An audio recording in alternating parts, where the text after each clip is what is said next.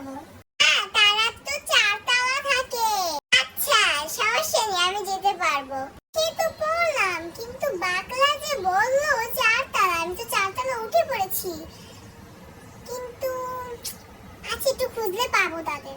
এই তো পেয়েছি, নতুন ভাবিদের বাসা, যাই টুকা দিই। ভাবি আছেন?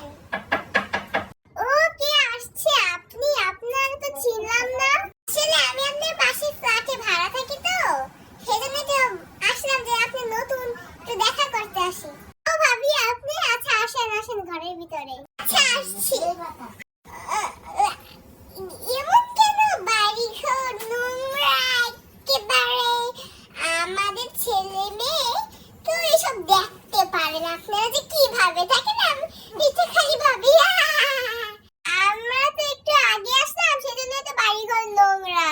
আমরা একটু পরে পরিষ্কার করবো, আপনি চলে গেলেই আমরা পরিষ্কার করবো। আমরা তো এসবে বড় হইনি, সেই জন্য আমরা এত কিছু জানতাম না বাড়ি ঘর অপরিষ্কার। আমার দম বন্ধ হয়ে আসছে, আমি চলে যাই ভাবি, অন্যদিন আসবো। আমি কানে ধরেছি, আপনাদের বাসায় জীবন আসবো না আমি। এবার সাহস আমার বাড়িতে এসে আবার আমাকে বলছে ফকিন্নি। তাই ফকিন্নি, তার বাপে ফকিন্নি, তার 14 গোষ্ঠী ফকিন্নি। আর জীবন আসবি না আমাদের। আমি একটু খাতি পাতাইতে কেমন করে রে বাবা, রে বাবা, জীবনও দেখিনি এমন ঝগড়াটা নেই। দেখেননি তো, আজকে দেখে নেন। বাসা থেকে বের হন। আসছে আমার বাসায় আবার খাতি পাতাইতে।